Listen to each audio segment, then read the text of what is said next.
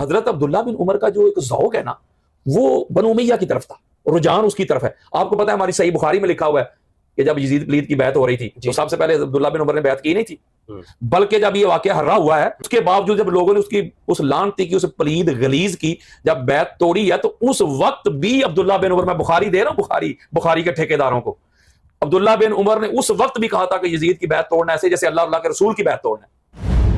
تم یہ کس حق سے کہتے ہیں کہ جو ابوبکر صدیق کو بعد از انبیاء افضل نہیں مانتا، وہ سنی نہیں، وہ گمراہ ہے؟ تو پھر میں آپ پڑھتا جاتا ہوں نا روایتیں، تو یہ فتوے لگاتے جائیں کہ پھر کون کون ان کی فتووں کی زد میں آئے گا، پھر تو کسی صحابی کی عزت نہیں بچے گی. اس کے پاس نہیں جانا، ان کے جنازے نہیں پڑھنے، نکاح ٹوٹ جائیں گے، یہ ہو جائیں گے، وہ ہو جائیں گے، یہ کافر ہو جائے گا، یہ 10 محرم میں سوگ منانا یہ حرام، یہ نہ کرنا، فلاں فلاں فلاں فلاں. وہ ایک شخصیت تھی، وہ بریلی کی، احمد رضا خان بریلوی. یہ عقیدہ ان کا ہے، فقط اس کا عقیدہ ہے. سرکار ابو طالب علیہ السلام پہ بھی اس نے رسالہ لکھا، ان پہ کفر پہ ہی اس کا کام ہے. یہ جو شیعہ کے پیچھے نماز پڑھنے نکاح ٹوٹ جائے گا، یہ بھی اس کا فتویٰ ہے. پھر یہ جو ابوبکر صدیق رضی اللہ تعالیٰ عنہ کو افضل نہیں مانتا، وہ سنی نہیں رہتا، رافضی، یہ بھی اس کا. بے شمار اہل سنت کے علماء ہیں، میں نام نہیں لے رہا، کہ جو یہ اس بات کا دعویٰ کرتے ہیں کہ ہم اہل بیت طہار سے محبت بھی کرتے ہیں، ان کی فضیلت بھی بیان کرتے ہیں، ان سے پیار بھی کرتے ہیں، ان سے بڑھ کے کون ہے، یہ دعوے وہ کرتے ہیں. لیکن ان کے کردار میں یا ان کی گفتار میں ان کی اہل بیت طہار کی جو مودت ہے، جو محبت ہے، جو تعظیم توقیر ہے، وہ نظر نہیں آتی. مفتی صاحب میں آپ سے پوچھتا ہوں، آپ کہیں کہ بھائی فلاں سے مجھے محبت ہے یا فلاں شخصیت میرا محبوب ہے، میں اس کا محب ہوں، تو مجھے بتائیں کہ وہ کیسا محب ہے کہ جس کو اپنے محبوب سے بڑھ کر کوئی اور خوبصورت نظر آئے؟ وہ کیسا محب ہے کہ جو کہے کہ محبوب تو میرا یہ ہے، محبت تو میں اس سے کرتا ہوں، لیکن میرے محبوب سے خوبصورت فلاں ہی ہے، میرے محبوب کی جو صفات ہیں، جو اس میں کوالٹیز ہیں، جو اس کے اوصاف ہیں، جو اس کی ایٹریبیوٹس ہیں، اس سے بڑھ کر فلاں میں ہے. جس بندے کا یہ عقیدہ ہے، اس بندے کو تو پتہ ہی نہیں کہ محبت کہتے کسے ہیں، اس کو تو محبت کی ہوا بھی نہیں لگی. محبوب کی ہر ادا محب کے لیے سب سے اول ہوتی ہے، سب سے اہم ہوتی ہے، سب سے امپورٹنٹ ہوتی ہے. یہ کوئی محبت نہیں کہ مجھے مولا علی علیہ السلام سے بہت زیادہ محبت ہے، میں تو منگتا ہوں مولا علی علیہ السلام کا، میں تو دیوانہ ہوں مولا علی کا، مولا علی علیہ السلام سے میں محبت ہی بہت کرتا ہوں. لیکن مولا علی علیہ السلام فضیلت میں چوتھے نمبر پہ ہی ہیں. وہ جو مولا علی علیہ السلام سے کئی سال بعد جن کو پتا چلا کہ یہ دین اسلام حق ہے، یہ قرآن حق ہے، یہ اللہ کا نبی ہے، وہ بھی علی سے افضل ہیں. لیکن علی علیہ السلام جو بائی برتھ مومن ہے، جو اللہ کے گھر میں بھی آئے ہیں، وہ جو ہیں ان کا نمبر چوتھا ہے. محبت مجھے مولا علی سے بڑی ہے. کیا بات ہے جی مولا علی علیہ السلام کی، کیا بات ہے حسنین کریمین کی، لیکن نمبر ان کا آخری ہے. یہ کیسی محبت ہے؟ نہیں تو یہ تو اہل سنت کا عقیدہ ہے نا کہ مولا علی چوتھے نمبر پر ہے، اور آپ خود کو سنی کہہ رہے ہیں. میں بتاتا ہوں آپ کو اپنا. مفتی صاحب مجھے یہ بتائیں، یہ جو اہل سنت ہے اس کا مطلب ہے کہ یعنی کہ دو طریقے ہیں. یعنی جو دیوبند مکتب فکر ہے وہ بھی خود کو سنی کہتا ہے جی، اور یہ جو بریلوی ہیں یہ بھی خود کو سنی کہتے ہیں. اب تو اہل حدیث لوگوں نے بھی کہنا شروع کر دیا. چلو یہ دو میجر ہیں، دیوبندی بھی حنفی ہیں اور یہ جو بریلوی ہیں رضوی بھی، یہ سارے یہ بھی حنفی اسکول آف تھاٹ سے بلانگ کرتے ہیں. ٹھیک، یہ کہتے ہیں ایک نے وال گائی ہوئی ہے، ایک نے ول کر دیا ہوا ہے. ٹھیک ہے نا، ہیں دونوں کا کلیم کہ ہم اہل سنت ہیں. تو ان کا دعویٰ کیا ہے؟ وہ کہتے ہیں جی ہم حضور علیہ السلام کی سنت اور حضور کی جماعت صحابہ کی سنت کو فالو کرتے ہیں. یہی ہے نا پھر اہل سنت. جب یہ اہل سنت یہ حضور کی سنت کو فالو کرنے والے اور حضور کے صحابہ کی سنت کو فالو کرنے والے بنے نا، مولوی صاحب کو تو نہیں نا فالو کرنا، پھر حضور کو اور حضور کے صحابہ کو. اب میں آپ سے یہ بات کرتا ہوں، اگر حضور کو اور حضور کے صحابہ کو فالو کرنا ہے تو میں آپ کے سامنے حوالوں کے انبار لگا سکتا ہوں کہ حضور علیہ السلام کی حدیث سے، اللہ کے قرآن سے، صحابہ کرام کے احوال سے، اقوال سے یہ بات ازر من الشمس ہو چکی ہے کہ مولا علی علیہ السلام سب سے افضل تھے. بلکہ میں نے یہ اس کے اوپر پوری کتاب لکھی ہے. صحیح ہے، یہ کنز البرہان علی افضلیت علی فی القرآن. یہ ہم نے قرآن مجید فرقان حمید کی کچھ 750 بلکہ اب تو 1000 آیات ہو گئی ہیں، 5000 سے اوپر حدیث ہو گئی ہیں، اور اس میں ایک حوالہ بھی مفتی صاحب میں نے شیعہ کتاب کا نہیں دیا. سارے حوالے جو ہیں وہ اہل سنت کی امہات الکتب کے دیے ہیں میں نے، اور صحابہ کے عقائد بیان کیے ہیں، محدثین کے بیان کیے ہیں، پھر قرآن سے دلائل دیے، پھر آقا علیہ السلام کی حدیث سے دلائل دیے ہیں. تو آپ نے کہا جائے یہ سنیوں کا موقف نہیں ہے. اگر تو سنی یہ کلیم کریں کہ ہم حضور کی سنت کو فالو کریں گے، حضور کے صحابہ کی سنت کو فالو کریں گے، اور ایک طرف ساتھ یہ کہتے ہیں کہ کسی ایک صحابی کی بھی بندہ اتباع کر لے یا اطاعت کر لے تو اس نے حق کو پا لیا، ایک کی بھی، تو وہ جو صحابہ کرام جو مولا علی علیہ السلام کی افضلیت کے قائل تھے، میں تو پھر لگ گیا نا ان کے پیچھے. میں تو عبداللہ بن عباس کے پیچھے لگ گیا، عبداللہ بن مسعود کے پیچھے لگ گیا، میں حجر بن عدی کے پیچھے لگ گیا، میں حضرت مقداد کے پیچھے لگ گیا، حضرت عمار کے پیچھے لگ گیا، میں تو جابر بن عبداللہ انصاری کے پیچھے لگ گیا نا، میں تو حضرت حذیفہ، حضرت عمار کے پیچھے لگ گیا. آپ کہتے ہیں کسی ایک کی پیچھے لگ جائیں، کسی ایک کی اتباع کر لیں، آپ حق پہ ہیں. سارے میرے مصطفیٰ کے صحابہ ستارے ہیں. ایک کے پیچھے لگ جاؤ, آپ نے حق کو پا لیا. تو پھر وہ لوگ جو فتوا لگاتے ہیں کہ جو سیدنا ابوبکر صدیق رضی اللہ تعالیٰ عنہ کو بعد از انبیاء افضل البشر نہیں مانتا, وہ سنی نہیں رہا. ساتھ یہ دوہرا معیار پھر کیوں ہے بھائی؟ آپ کہہ رہے ہیں کسی ایک صحابی کی بات مان لو, تو میں نے مان لی ہے نا صحابہ کی بات. حضرت عبداللہ ابن مسعود کہتے ہیں کہ علی علیہ السلام سے افضل کائنات میں ہے ہی کوئی نہیں, میں نے مان لیا. اما عائشہ صدیقہ کہتی ہیں پاک سیدہ جیسی میں نے کائنات میں اعلیٰ شخصیت دیکھی نہیں, میں نے مان لیا ہے نا بات. آپ کہتے ہیں کسی ایک صحابی کی بات مان لو, میں تو سینکڑوں صحابہ کی بات مان رہا ہوں, تو میں کیسے سنی نہیں رہا؟ یہ کیسے سنیت کے ٹھیکیدار بن گئے؟ ان کو ٹھیکہ کس نے دیا ہے کہ یہ کہیں گے فلاں سنی نہیں؟ یہ مامے لگتے ہیں سنیت کے. اگر اہل بیت اطہار کی عظمت, ان کی افضلیت کو بیان کرنا یہ سنیت نہیں, تو میں لعنت بھیجتا ہوں ایسی 2 نمبر سنیت پہ. سنی ہوتا ہی وہ ہے جو اہل بیت اطہار کی افضلیت کا قائل ہو, جو حدیث ثقلین کو ماننے والا ہو, جو مولا علی علیہ السلام کی افضلیت کا قائل ہو, جو پاک سیدہ کی افضلیت کا قائل ہو, جو اہل بیت اطہار کو پہلے نمبر پہ رکھے. یہ امام مالک کا عقیدہ, یہ امام احمد بن حنبل کا عقیدہ. یہ لیکن بخاری کی روایت ہے کہ ہم حضور کے زمانے میں, عبداللہ ابن عمر کی روایت ہے, حضور کے زمانے میں ہم حضرت ابوبکر کو اب فضیلت دیتے تھے, پھر عمر کو, پھر عثمان کو, پھر ہم خاموش ہو جایا کرتے تھے. تو اس میں تو مولا علی نہیں ہے, چوتھے نمبر پر نہیں ہے. نہ مجھے آج تک کوئی روایت ایسی ملی ہے کہ جو صحابہ سے ہو کہ جو یہ کہتے ہوں کہ ہم مولا علی کو یعنی چوتھے نمبر پہ رکھتے ہوں. تو یہ عقیدہ کب, اس کا آغاز کب ہوا کہ جو یہ انہوں نے چوتھے نمبر کا بنایا ہے, اس کی پروشنی؟ میں اگر مفتی صاحب اس کا مختصر آپ کو جواب دوں نا, بات تھوڑی سی کڑوی ہے. یہ جو ہماری ادھر سب کانٹیننٹ میں برے صغیر میں جس کو سنیت کا نام دیا گیا ہے نا, یہ سنیت نہیں ہے. اچھا, یہ بریلویت ہے. اس برے صغیر میں جس بندے نے یہ عقیدہ پروموٹ کیا ہے یا اس کو سپورٹ کیا ہے, یا جو نفرت کا یہ جو ماحول اور بازار گرم کیا ہے, جو حضور کی امت کو لخت لخت کر کے رکھ دی, اس کے پاس نہیں جانا, ان کے جنازے نہیں پڑھنے, نکاح ٹوٹ جائیں گے, یہ ہو جائیں گے, وہ ہو جائیں گے, یہ کافر ہو جائے گا, یہ 10 محرم میں سوگ منانا یہ حرام, یہ نہ کرنا, فلاں فلاں فلاں فلاں. وہ ایک شخصیت تھی, وہ بریلی کی, احمد رضا خان بریلوی. یہ عقیدہ ان کا ہے, فقط اس کا عقیدہ ہے. سرکار ابو طالب علیہ السلام پہ بھی اس نے رسالہ لکھا, ان پہ کفر پہ ہی اس کا کام ہے. یہ جو شیعہ کے پیچھے نماز پڑھنے نکاح ٹوٹ جائے گا, یہ بھی اس کا فتویٰ ہے. پھر یہ جو ابوبکر صدیق رضی اللہ تعالیٰ عنہ کو افضل نہیں مانتا, وہ سنی نہیں رہتا, رافضی, یہ بھی اس کا عقیدہ ہے.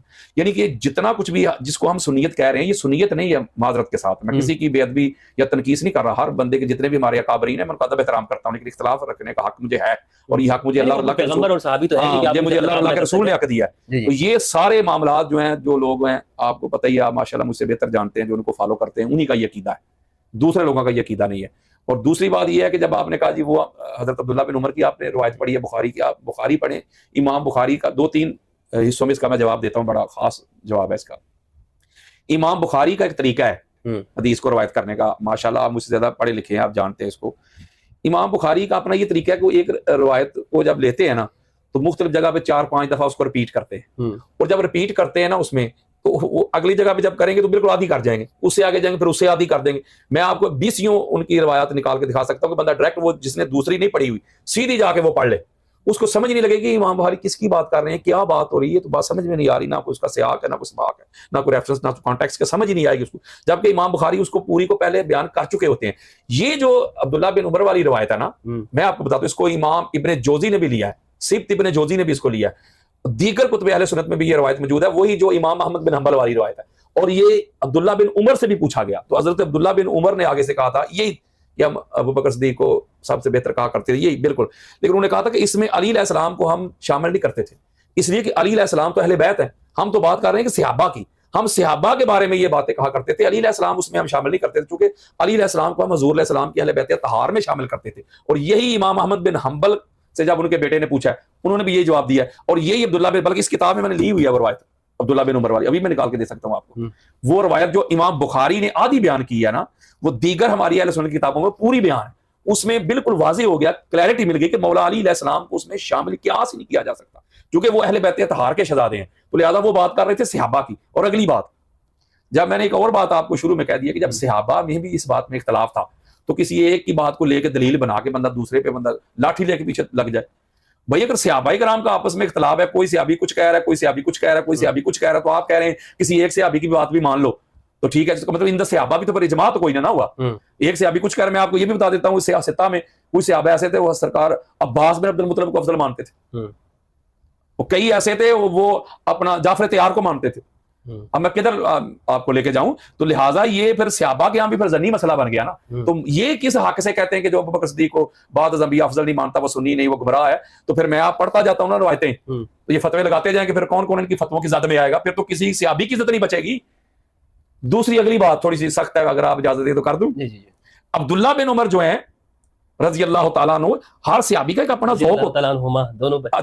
یہ جو ان کا جو ذوق ہوتا ہے نا، ہر صحابی کا اپنا ذوق تھا. مثلا میں دلیل دیتا ہوں، بے شمار صحابہ ایسے ہیں جو مولا علی علیہ السلام سے بڑی محبت کرتے تھے، شدت کے ساتھ. صحابی حضور کے تھے لیکن مولا علی سے اتنی محبت کرتے جن میں حضرت بلال ہیں، حضرت سلمان ہیں، حضرت ابو ذر ہیں، حضرت مقداد ہیں، عمار بن یاسر ہیں، حذیفہ بن یمان ہیں، حجر بن عدی ہیں، انہوں نے جانیں قربان کر دی ہیں. محبت تو تھی نا، یعنی ان کا ذوق یہ تھا. عبداللہ بن عمر کا معذرت کے ساتھ واللہ باللہ تاللہ، یہ اپنے سننے والوں کو کہہ رہا ہوں، میں حلفاً کہہ رہا ہوں، میرے دل میں، میرے وہم میں، گمان میں کسی صحابی کی رتی برابر بھی گستاخی کا شائبہ تک نہیں ہے. لیکن حالات وہ ہیں نا، نہ جانے کون مار دے کافر کہہ کے شہر کا شہر ہی مسلمان بنا پھرتا ہے. حضرت عبداللہ بن عمر کا جو ایک ذوق ہے نا، وہ بنو امیہ کی طرف تھا، رجحان اس کی طرف ہے. آپ کو پتہ ہے ہماری صحیح بخاری میں لکھا ہوا ہے کہ جب یزید پلید کی بیعت ہو رہی تھی تو سب سے پہلے عبداللہ بن عمر نے بیعت کی نہیں تھی، بلکہ جب یہ واقعہ ہررا ہوا ہے اس کے باوجود جب لوگوں نے اس کی اس لعنتی کی، اس پلید غلیظ کی جب بیعت توڑی ہے، تو اس وقت بھی عبداللہ بن عمر، میں بخاری دے رہا ہوں، بخاری کے ٹھیکیداروں کو، عبداللہ بن عمر نے اس وقت بھی کہا تھا کہ یزید کی بیعت توڑنا ایسے جیسے اللہ کے رسول کی بیعت توڑنا ہے. ایک تو پھر ذوق ہے نا. آج کل کا ہمارا کیا ہے، ایک ٹرینڈ بنا ہوا ہے، جو جس کے دف کی بات کرے، جس کی طرف کی بات کرے، ہم کہتے ہیں وہ فلاں ہے، وہ فلاں ہے. کوئی مولا حسین سے محبت کی بات کرے تو ہم کہتے ہیں یہ حسینی ہے، تو کوئی یزید کے دف کی بات کرے تو ہم کہتے ہیں یزیدی ہے. تو اس کا مطلب یہ ہوا کہ ایک رجحان ہوتا ہے، ایک بندے کا ذوق ہوتا ہے. تو لہٰذا اگر انہوں نے کہا بھی ہے تو بھائی ان کی بات کون سا قرآن حدیث ہو گئی؟ اگر ایک عبداللہ بن عمر یہ کہہ رہے ہیں، دوسرے صحابہ یہ کہہ رہے ہیں، تو وہ میری بات سنیں قبلہ، عبداللہ بن عمر کی بات جو ہے وہ ہمارے لیے کوئی قرآن حدیث بن گئی ہے کہ وہ کہا کرتے تھے؟ تو وہ تو صحابہ کی بات کر رہے ہیں. اگر کہا بھی کرتے تھے تو صحابہ کی بات کرتے، دیگر صحابہ مولا علی علیہ السلام کی افضلیت کرتے، اور صحابہ سے اوپر 2 درجے گزر چکے ہیں. اللہ کا قرآن ہے اور مصطفیٰ کا فرمان ہے، پھر اس کے بعد نیچے آئیں گے صحابہ کی طرف. اللہ کا قرآن اور مصطفیٰ کا فرمان. میں آپ کے سامنے 1000 قرآن مجید فرقان حمید کی آیات سے یہ استدلال پیش کر سکتا ہوں مولا علی علیہ السلام کی افضلیت پہ، اور احادیث مبارکہ آقا علیہ الصلوۃ والسلام کی 1000 احادیث پیش کر سکتا ہوں مولا علی علیہ السلام کی افضلیت پہ. یہ شرف، یہ فضیلت، یہ خصلت کائنات میں کسی اور کے حصہ میں آئی نہیں ہے جو مولا علی علیہ السلام کو ملی ہے، اللہ اور اللہ کے رسول نے عطا کی ہے. تو یہ جو کہتے ہیں کہ جو اس عقیدے کو نہیں مانتا ہے وہ سنیت سے نکل جاتا ہے، یہ آپ کا مقصد، آپ کا کہنے کا مطلب یہ ہے کہ یہ صرف بریلویوں نے اس کو؟ ہاں جی، بریلویت سے نکل جاتا ہے.